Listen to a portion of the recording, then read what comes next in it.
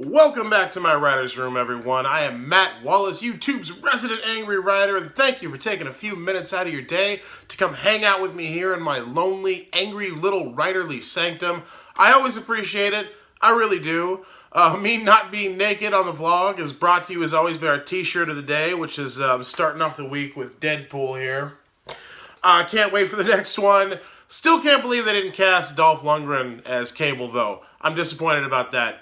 Seemed like a natural choice to me. Brolin, while always solid, I just feel like that was very, very predictable. I feel like Brolin was the easy choice for that. I feel like Lundgren would have been a lot more fun. But I don't know. We'll see what happens when the movie drops. It is January 22nd, 2018. It is Monday. You've rebooted. You got a chance to do it better, faster, stronger than you did last week. I have faith in you. As you can see, I've done a little boudoir shoot scene with Hamshackle Pig there. He's getting some photos taken for the love of his life. I need to create a companion character for Hamshackle Pig. I probably should at some point. But for right now, he's just doing it to feel good about himself.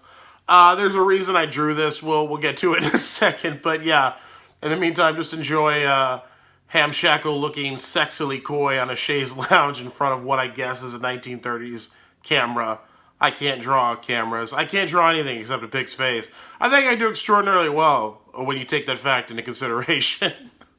So yeah, over the weekend, I did a photo shoot of my own. I needed to get a new headshot for the company website for the new full-time content strategist gig that I have taken up in the new year, and I figured at the same time I should bang out some new author headshots because I realized I had nothing recent, especially nothing since I shaved my beard, which you folks never saw in the vlog because I started this vlog after I shaved my beard. I did that last year. I'd had that beard for 13 years, maybe 13 to 15 years. Legit. I'd had the beard to cover it was the fat guy beard that covers your double chin.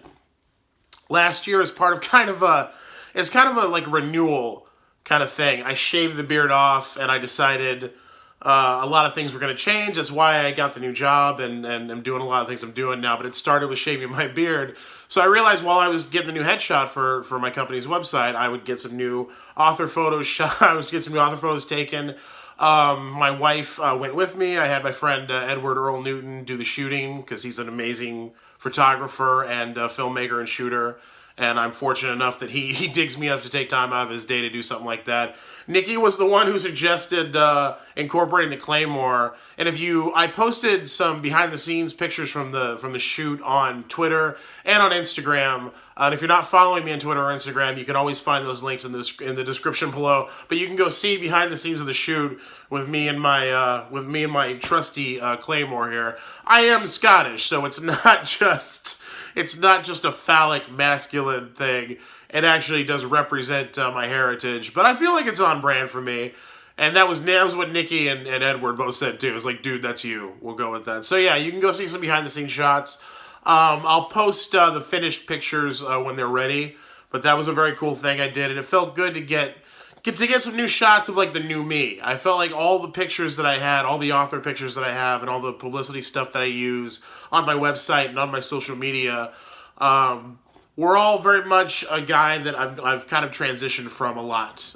He certainly had darker hair than I do now, so it was time, and I think that's a good thing. I think it's good to keep that stuff current and consistent with the person that you are constantly evolving into. And you know, that's like I said, it's a constant evolution. Like this is where I am now and who I am right now. A couple years down the line, it'll be time for some new headshots for whoever that guy becomes. But it felt good to do it. I was really appreciative to my boy Edward and for Nikki and coming with me and giving her input. And yeah, so go check out the behind the scenes photos on that if you're at all interested. It was a really fun shoot. It was a fun day. I had a good time doing it. So I wanted to make a quick correction for a vlog that I posted last Thursday. I was talking about YouTube's policy changes and how it's affecting smaller creators, specifically booktubers, who are near and dear to my heart. In that video, I mentioned that YouTube was saying the average small creator, the creators that were going to be affected by these policy changes, I said that they make less than $100 a month. The stat on that is actually less than $100 a year. And I wanted to make that correction because when you're talking about this kind of stuff, it's important to get the facts correct. And even though I spouted a lot of opinion in that video, I still wanted it to be based on the facts. So for anybody who watched that, that was the statistic was less than $100 a year, not a month, which is a big difference. I acknowledge that, but I stand by all the points I made in that video. I really do. And I had some conversations with some larger creators over the weekend who are friends of mine who have upwards of 100 to 2,000 to 200,000 subscribers. And they have very different opinions on this whole situation.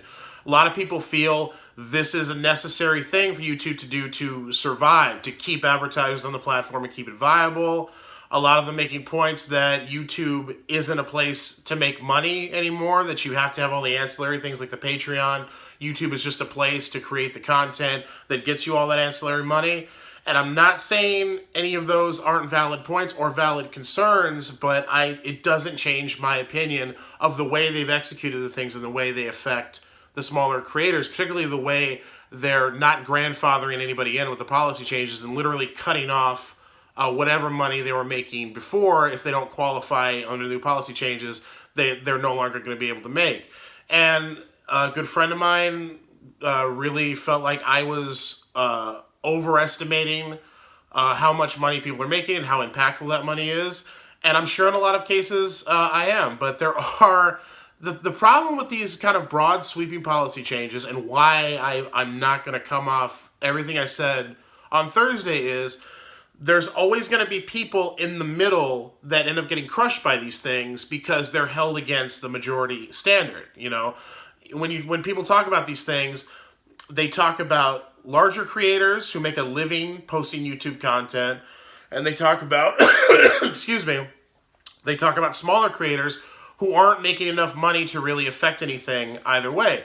Both of those groups exist, and there are valid points by this group to be made about this group, but there are still people in the middle who do fall below the policy changes that YouTube, the standards of the policy changes YouTube is making. Excuse me, I'm so sorry. It's early in the morning, it's very dry, and I'm not a well man. But there are people who fall in between, in the middle of that spectrum, who don't meet the new standards, to whom the money they're making does matter. And those people aside, whatever the people on this side of that argument are making, I still feel it's wrong to take that money out of their pockets, and I still feel they're being treated unfairly by YouTube.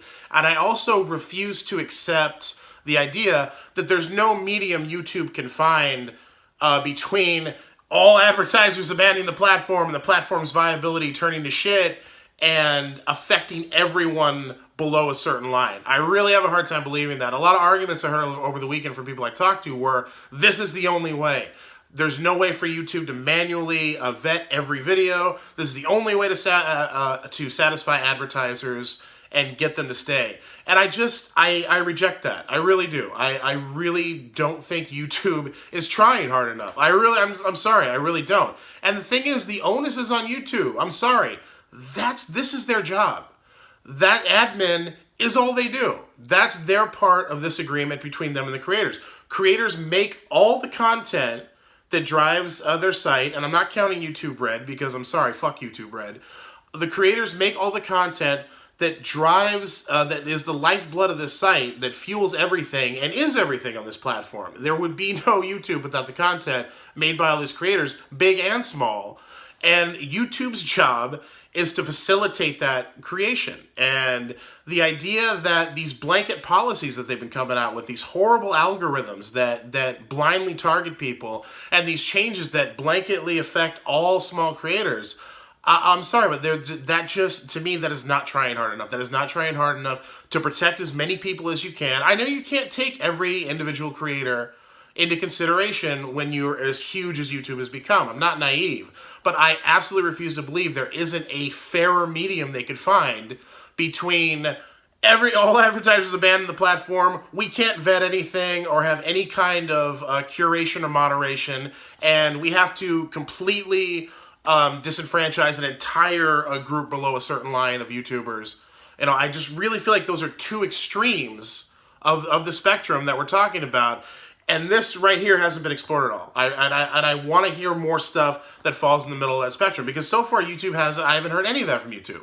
All I've seen have been blanket, generalized, broad sweeping policy changes that just blindly affect people. I'm not seeing enough compromise by YouTube or enough effort to explore that medium or that middle ground between those two extremes. So I stand by everything I said in that video, but I did want to make that correction and acknowledge that there is a big gap between $1,200 a year and $100 a year. And I did want to acknowledge the points that people were making to me, and I'm not invalidating any of those points, but that's where I stand on that issue. And I feel like I am unwilling to dismiss and discharge smaller creators on this platform who do really important work, but because they have less than 1,000 subscribers, even if they have a lot of watch time and a lot of dedicated fans below that line, and there are a lot of creators who do, or because they have watch time but don't, or because they have the subscribers but don't have the watch time, they also can't meet that standard. I'm unwilling to dismiss that group. Someone has always got to speak for those marginalized minority of voices, man, and it's just too easy to dismiss them with this idea that if we don't do that, if we don't sacrifice the little people, then all of us are screwed and the big people can't do what they do anymore. I'll never get behind that philosophy. There's always a better way, and I hope YouTube will find that better way, but they haven't yet. So that's where I stand on everything, and that's where I continue to stand, and that's my reasoning behind it. One last thing on this, the beginning of the week vlog. Had an idea over the weekend as I was doing the photo shoot, and I went out and I played golf for the first time ever, which was hilarious because I was terrible at it. And I did a bunch of other stuff with Nikki, and I caught up with friends I don't see a lot, and had really interesting discussions about like religion and the nature of the universe, and went out for drinks at a bar from the 20s, and I did all this cool stuff over the weekend. I started thinking, I'm not going to do a vlog every day. Like, that was something I decided when I started this vlog. I was going to do every weekday, which was ambitious enough to start with, but I felt like it was the best way to create this channel, and the best and quickest way to figure out the kind of content and the kind of content creator I was going to be in a video medium, and also the quickest way to draw people in and start to build an audience. So that was why I decided I was going to do a daily vlog. But even then, I knew I needed to give myself a break. So that's why I set aside weekends, and that's why I don't do weekend vlogs, because I reserve that time for myself and my wife, away from the 2 full-time jobs that I have now, for us to be together and to preserve our sanity and to catch up with friends and do all those things that are important. But it did occur to me that I could start doing a Monday feature on this edition of the vlog, or maybe I shoot clips over the weekend and then I kind of edit them together and do sort of a weekend review. That was something I thought I could give a shot. So I wanted to put that out there to you folks. Is that something you'd be interested in seeing every Monday on the vlog? If I shot clips over the weekend and then did kind of a wrap up on Monday of the weekend, like a retrospective. Since I'm not going to do a weekend vlog, it would be a retrospective in lieu of doing a weekend vlog, which is a horrible, too long title, but that's the general idea. So yeah, hit the comments, let me know if that's something you would be interested in, and I'm also always open to hearing what you want to see on this vlog, so always feel free to make suggestions for topics, features, ask me questions, whatever you want to do. But yeah, let me know your opinion. Would you like to see a weekend retrospective feature on the Monday edition of the vlog with clips from whatever crap I'm doing over the weekend? Acknowledging that there are plenty of weekends where I'm not going to be doing a bunch of stuff like I did this weekend, and it'll be really, really boring.